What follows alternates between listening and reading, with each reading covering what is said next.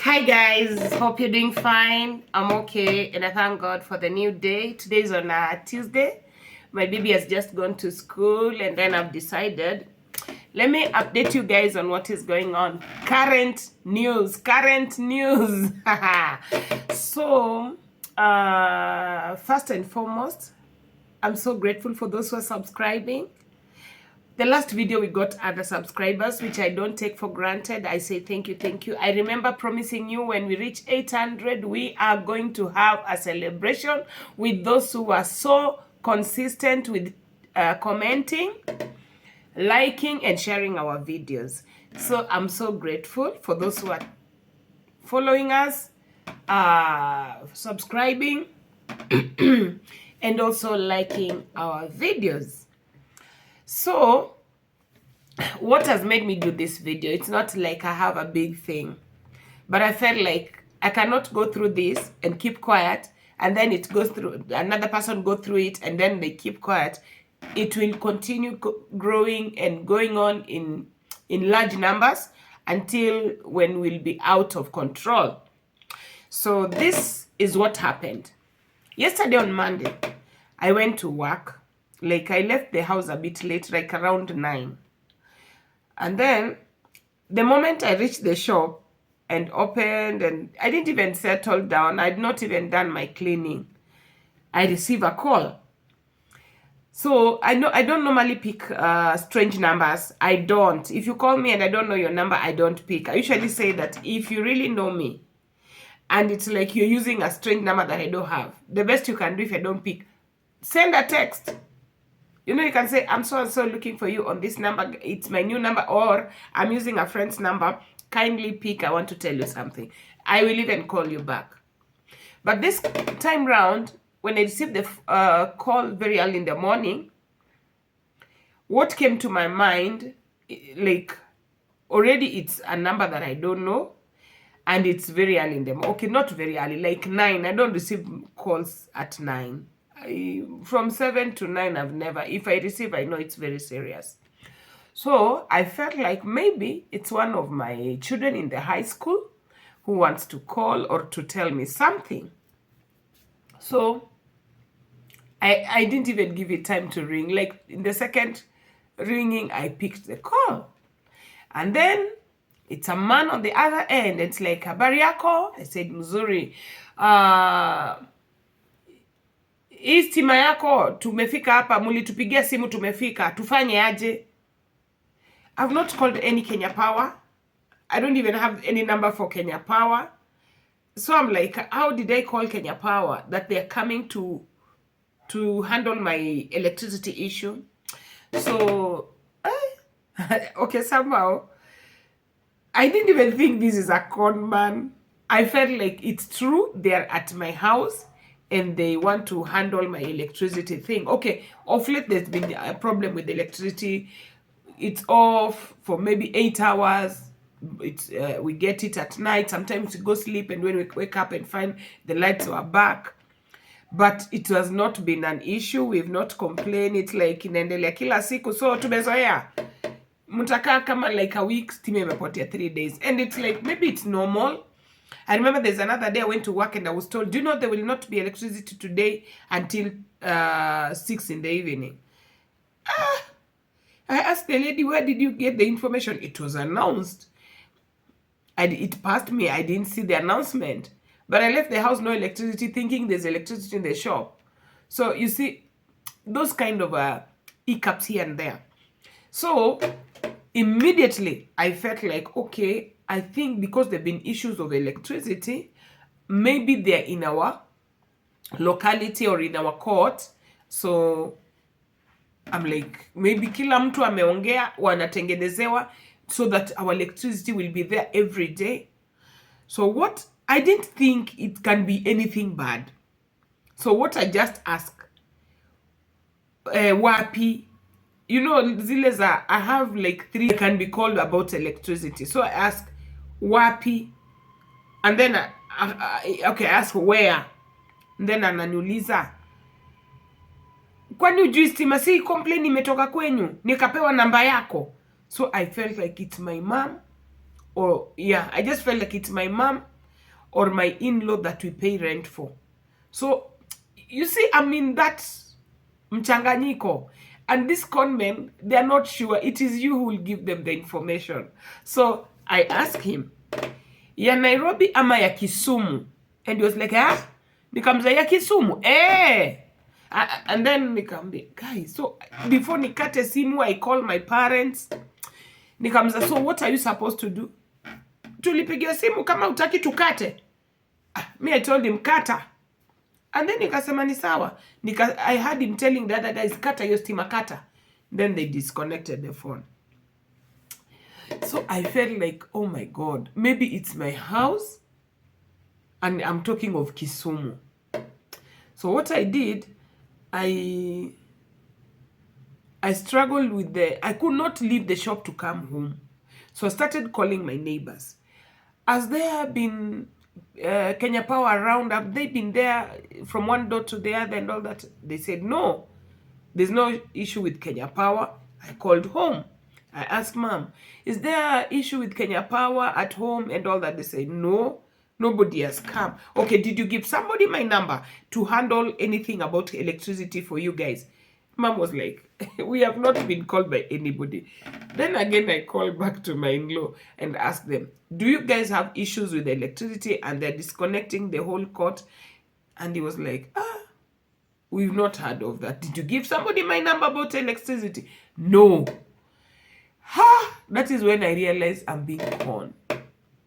And when I try to call people, they're telling me they've never heard of that story. So it's a new scam. You'll be called, you'll be told about electricity, and if you're not smart enough, okay, I don't know what conversation was supposed to continue. I could have given something kitu kidogo, wasikate stima, because I'm not in the house, there's nobody in the house. Like, I was literally thinking it's in my house. And I'm like, I've been going through mambo ya stima. So if I give them something small, that is, if we could have gone to that extent. But the moment I told him, disconnect, I had him telling some people from behind, kata hiyo stima. So I was coming back home scared. I'm like, I'm coming in the house in the evening, only to come and find out that stima yangu imekatwa. Coming in the house, there's electricity. So that is when I knew these are scammers. They have come with a new trick. They will call you, you'll engage, and maybe along the line, they'll threaten you, and maybe there's nobody in the house. And maybe the next one they will use, you'll be conned. So that one, I wanted to alert you guys. Be on what they are calling your numbers. And then I don't know direct line for Kenya Power. If somebody knows the direct line of Kenya Power, please just write it down here so that we can also have it. In case of anything, we can always call Kenya Power to confirm. So that aside. The second one was in the morning, on Friday last week. We were taking our kids to the stage. Then I reached at this bus stop, just at our court. A bus stands at the main gate. I reached there a bit early, not even a bit early, just on time. But we usually stay there like 3, 4, 5 minutes waiting for the bus, just to be on time. So as I was standing with my daughter, we have courts, yeah? We have the courts, mnajua. Sasa kuna court ya kwanza, ya pili, ya tatu, ya nne. And all courts, there's a child from my daughter's school. So the court behind me, there's a lady with a child. Then mine. And the bus comes from down, coming up to my place, then the next. So we usually see those other kids from the first court and the second court and the third court. There is always a child from my daughter's school. So you see them jumping, playing outside there as we wait for the bus. Then apparently, a car comes and the driver drives next to our court. I was standing there with my daughter, and another lady was standing with her son from a different school. They were not from, my daughter and that boy are not from the same school. So this guy comes and says, hey, gosh, aki kuna scammers, guys. And you know what? The problem is I was not having my phone. I left my phone in the house charging. So I just went with my daughter without a phone. Because we know the bus will come. The bus will come, you know, and we are on time. So this guy comes and drives next to me. And then he says, "Hi, madam." I said, "Hi. The bus has broke down and the owner of the school has given us this car to come and pick the children and take them to school. But in the evening, the bus will bring them back because the bus has been taken to the garage." Na ukiangalia gari imekuja TX kali ya black tinted all over, but mbele kwa co-driver amefungwa. The guy is talking to me through the window, and I'm like, "Unasema?" And he's repeating again. The school bus has broke down. The owner of the school has sent us with this car.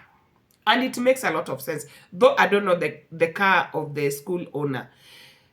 But TX inakaa tu gari ya mtu mkubwa. So, nikamwambia, what? So, I'm even okay. I'm not having a problem. I'm not having an issue. I'm very much okay. My daughter is going to be carried with the TX. But now my question is, ime breakdown saa ngapi na saa ya basi kufika ijafika? Kwani walijua okay, ili breakdown jana. You know, I'm trying to look at all means. And then number 2, the bus usually comes from this other side, like towards where we were standing, going behind us, going to the 4th court to pick the other child. So I'm wondering, why is the car coming from the other end to this side? How will this person pick and is early? Meaning that, and then another thing, the child in the other court behind me has not gotten into the car. It's a boy. So I'm looking like, so when I'm still looking at that lady, Zileza, why has he not picked that child and picking mine? So katika hiyo confusion, anaambia, "Madam, tutakuacha." The bus comes from ahead, looking the opposite direction. This car is going where my bus is coming from. And then I looked at him. Nikamwambia, "Si ndio ile bus?" Wait. That guy alifly. Sijaijua TX ukimbia hiyo design kwa estate. Alifly. Naambia, "Si ndio ile basi ya shule." Like, it was within some few seconds, like few minutes. My bus is down, not near, very down, naiona chini, naiona inakuja. I has to stand for every, katika ile court, every court it has to stand. So naona ikipose kwa hiyo court, huyu kama angejua, and then he doesn't know my child is coming from which school. So I think even me, because of that confusion, I could have asked him which school. But I didn't even think. I was still mixed up. Why are you not picking the other ones? Why are you picking mine alone? You know? So katika hiyo confusion, I saw the bus coming. Nikamwambia, "Na si ndio ile basi?" The guy dirisha nilipandisha na wakafly. Nikasema, I wish I had my phone. Ningechukua hata picha ya hiyo gari. Anyway, see, it brought commotion. See, we started discussing there. I'm like, so if it was a house girl, I'm just trying to imagine. Not even a house girl, even your watoto wako wamedrop brother ama sister yao, the younger ones. I mean, ule mwenye ako class 7 ana drop huyu wa class 1. Si hata weka tu, hakuna mistake hapo. And teacher amesema tuwapeleke, basi imeharibika. They will not think twice. They will give the child. So my question was, why are they picking girls? Why couldn't they pick that boy? Mbona tu mtoto wangu msichana ndo aliona? I asked myself so many questions. Kurudi kwa nyumba nikasema, what? So many times God ana to rescue from so many things. From so many things. But we take them for granted. We take it like a normal. Mimi ni mjanjez. Mimi ni mjanja. Hakuna ujanja. The devil is out to kuumiza watu. So that is a second scam. The third one is on my phone, the one I'm using to record. That one was, when was that? It was, I think, I can't remember. It was between Monday, Tuesday last week, not this week, last week. Why am I bringing all these stories? Because there are things that have come. I've gone through like 3 things in a very short while. That's why I decided, no. Let me come and explain to guys. It can help you, or it can help another person. If it doesn't help you, it's okay, but at least you're informed.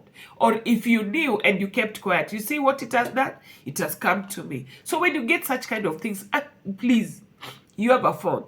Share hata kwa group ya WhatsApp. If you don't have a platform, share kwa group ya WhatsApp. It will reach somebody. So I think it was Monday, Tuesday. I can't remember. The message is on the phone. So I received a message this time. And you know what? I decided to write all the numbers down. Have the number of the person who called me from Kenya Power. I have the number. And this guy or this other person, I don't know whether it's a guy or a woman, texted me. Hey, this one was so sweet. Because it's like some point, even if you're not paying rent of your house, you're paying rent for somebody, or we're paying rent for something. See, I'm paying rent for my shop. The message comes, don't pay the rent through that account. It has issues. Pay on this pay bill, and it comes with a certain name. I don't know what communications is. The person sent me the message. Hi, tenant. Don't send the rent in the bank again. Send on this till because the bank account has some issues. Pay on time to avoid your locking of your space. So I'm like, remember I've told you there's an in-law we are paying rent for. So I'm like, is it the rent for my in-law or is it my shop? I'm this time around I'm also so confused. So because it was a text and I felt it was genuine, you see, we are paying rent. You can't ignore. And at some point, either you pay through a bank or you pay through a certain system, and now you're being told don't pay in that system again. Now pay on this pay bill because the issue with that other place you've been sending money. And now remember, the rent I'm paying through somebody. I'm paying the agent so the agent can take to the landlord. So I'm like, is it the agent I'm not supposed to send the money to? Is it my shop that usually send the bank to? So I was a bit kind of mixed up. So I decided to text back and ask for the house or for the shop. Hey, they went off. I think they were confused. Whom are they talking to? But I feel at the same time, these people can be smart. They get information from us. Because like now he will be asking himself, this is a rent or a shop. So the next time they'll send the message, for the rent or for the shop.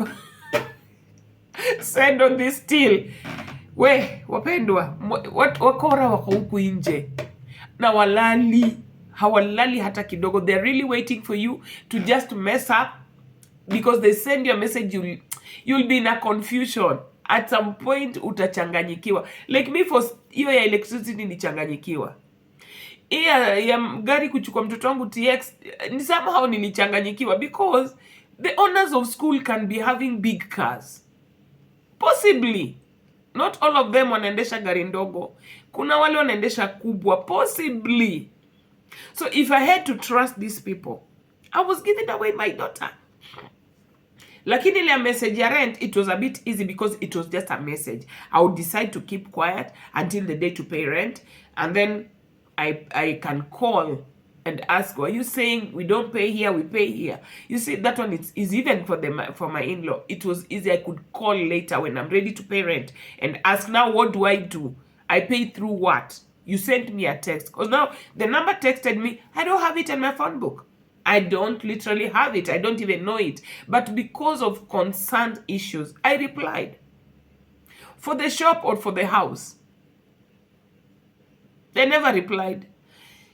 It's not a small thing. You might take it as a joke. Imagine sasa mwenye atapiga simu tufuatilia to confirm. They will call. They will be told whatever and they will be told anything and they will do anything because we are so desperate at some point. Maybe imepata mtu hajalipa rent 6 months na ameambiwa lipa kwa hii, atapiga nitume kidogo, tuma kidogo, na hivyo ndio umegongwa. So be aware, we have con men outside here, we have wakora huku nje. Let's be aware, please, please, please be aware. So thank you so much for listening to me. It was just about the scammers. Now we have to be vigilant. And if you know anything, please, if you know any type of scammers, let us know down here. Itasaidia mtu. You people think it's a joke. You to comment here, somebody anasaidika. So thank you so much. Have a good day. God bless you. Bye. Baraka nimepokea, kwako nimetulia mimi.